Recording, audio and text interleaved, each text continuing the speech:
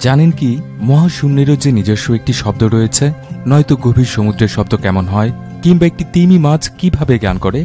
আজকের ভিডিওতে আমরা শোনাবো এমন কিছু শব্দ যা আপনি হয়তো এর আগে কখনো শোনেননি।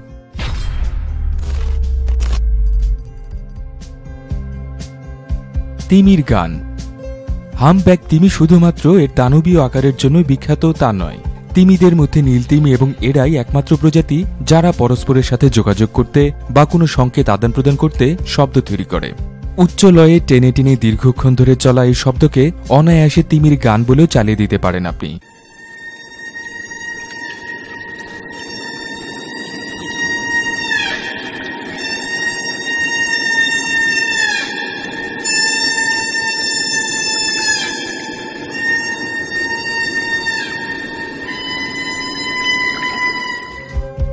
গবেষণায় দেখা গেছে শুধুমাত্র পুরুষ হামব্যাকরাই এই অদ্ভুত শব্দ করে। বিজ্ঞানীদের মতে প্রজনন মৌসুমে নারী হামব্যাককে আকৃষ্ট করার জন্য গান গায় এরা। আবার কোনো সঙ্গীর মৃত্যু হলে কিংবা একা থাকলে এরা গায় সম্পূর্ণ ভিন্ন সুরের গান। অনেক সময় একই গান দল বেঁধে গায় এরা।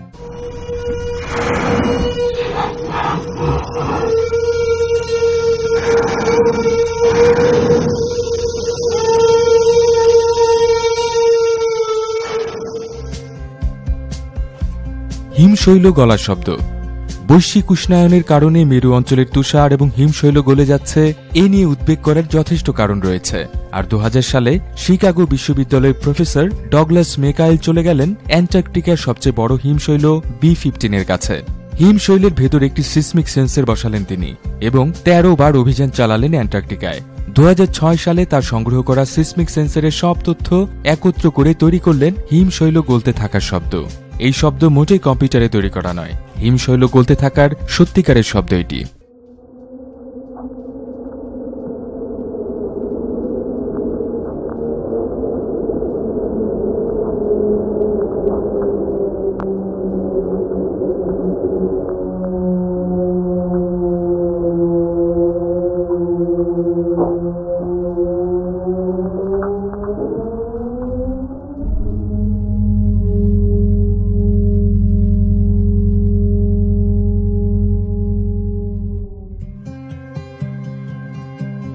সমুদ্রের গভীরের শব্দ।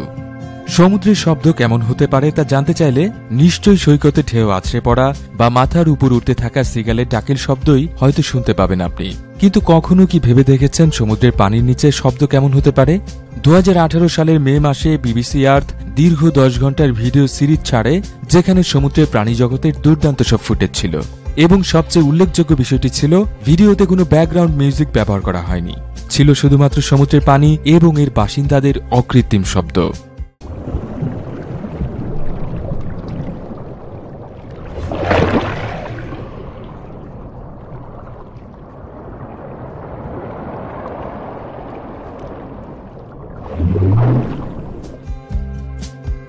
টি-রেক্সের ডাক।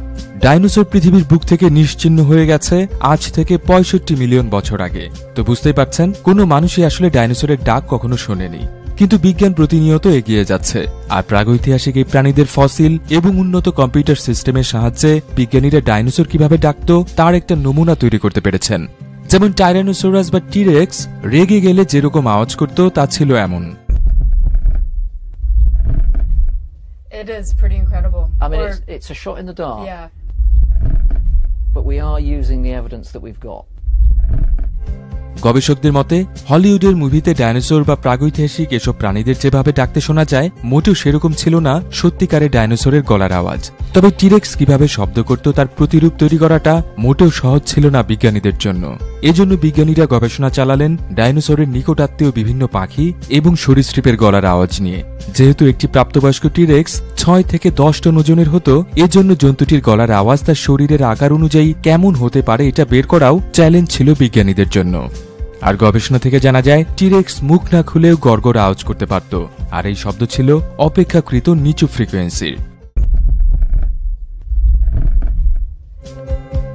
ট্যাওস হাম।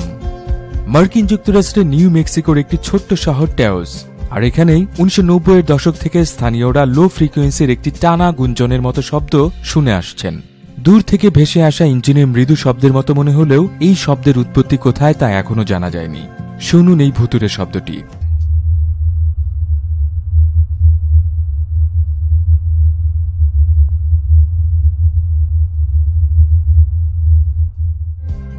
অদ্ভুত মনে হলেও শুধুমাত্র স্থানীয়রা এবং কখনো কখনো পর্যটকরা এই শব্দ শুনতে পান। এই রহস্যের কিনারা করার জন্য মাঠে নামেন গবেষকরা। কারো মতে ওই শহরে পাশ দিয়ে টেনে নিয়ে যাওয়া বিদ্যুতের লাইনের কারণে এই শব্দ হয়, আবার কারো মতে ভূগর্ভস্থ লিথোস্ফেরিক প্লেটের নড়াচড়ার ফলে তৈরি হয় এই শব্দ। তবে যাই হোক, শব্দটি যে অদ্ভুত এ নিয়ে দ্বিমত নেই কারো।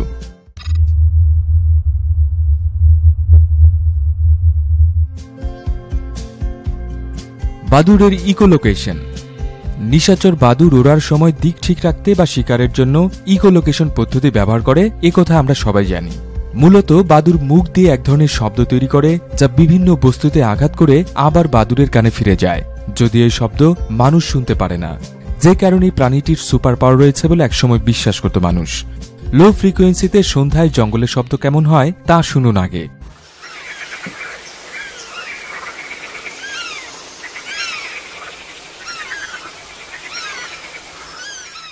বিভিন্ন পাখি ডাকের মধ্যে বাদুড়ের শব্দ আলাদা করে বোঝার সুযোগ নেই, কিন্তু অডিওর স্পিড কমিয়ে দেওয়ার পর যা পাওয়া যায় তা শুনুন।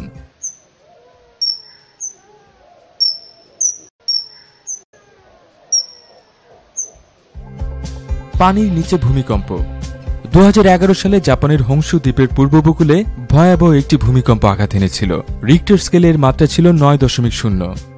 নোয়া এবং অরেগন স্টেট ইউনিভার্সিটির বিজ্ঞানীরা আলাস্কা দ্বীপের কাছে পানির ভেতর একটি হাইড্রোফোন ব্যবহার করে রেকর্ড করেছিলেন এই ভূমিকম্পের শব্দ।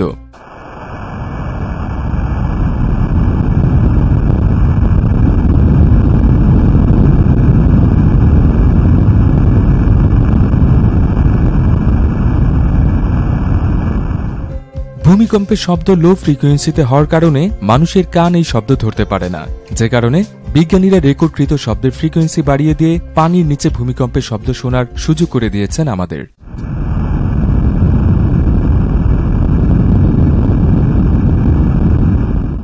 পিঁপড়ার ডাক। আপনি হয়তো কল্পনা করতে পারছেন না, খুদে খুদে পিঁপড়া যে বেশ কয়েক ধরনের শব্দ করতে পারে, কিন্তু বিজ্ঞানীরা পাতার মধ্যে মাইক্রোফোন স্থাপন করে রেকর্ড করেছেন পিঁপড়াদের কোরাস, যা শুনতে এমন।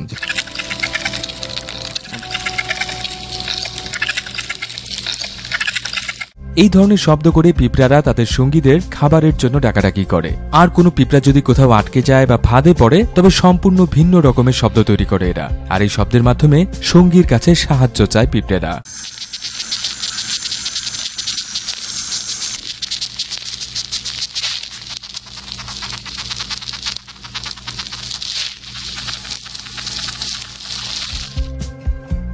মহাকাশের শব্দ। আপনারা নিশ্চয় জানেন, মহাশূন্যে বাতাস না থাকার কারণে শব্দ চলাচল করতে পারে না, যে কারণে মহাশূন্য শুনশান বলেই জানি আমরা। তবে নাসার রেকর্ড করা মহাশূন্যের কিছু শব্দ আপনাকে বিভ্রান্ত করতে পারে। বাস্তবতা হচ্ছে, মহাশূন্যে বাতাস না থাকায় সত্যিকার অর্থেই তা শব্দহীন, কিন্তু ইলেকট্রোম্যাগনেটিক ওয়েভ মহাশূন্যেও চলাচল করতে পারে, যেমন আল্ট্রা লং ওয়েভ রেডিও, যা অন্যান্য রেডিও ওয়েভের মতো অ্যান্টেনা দিয়ে ধরা যায় এবং স্পিকারের মাধ্যমে তা শোনাও সম্ভব। আর এই শব্দটি পৃথিবীর কাছাকাছি একটি মহাশূন্য যান থেকে রেকর্ড করা হয়েছিল।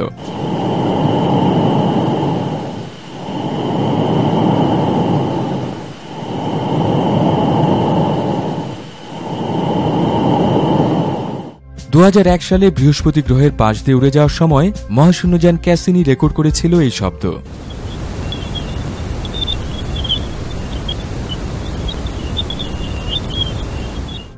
আর বৃহস্পতি গ্রহে বজ্রঝড়ের শব্দ শুনতে এমন।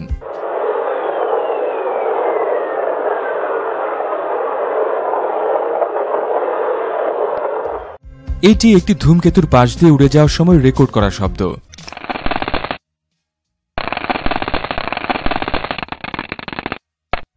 এটি একটি নক্ষত্র থেকে বিচ্ছুরিত শব্দ।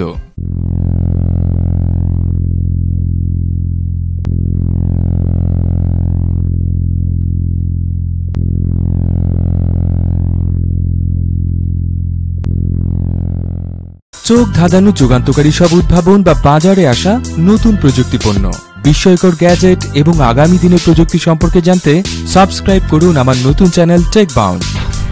লিংকের জন্য ভিডিও ডেসক্রিপশন দেখুন।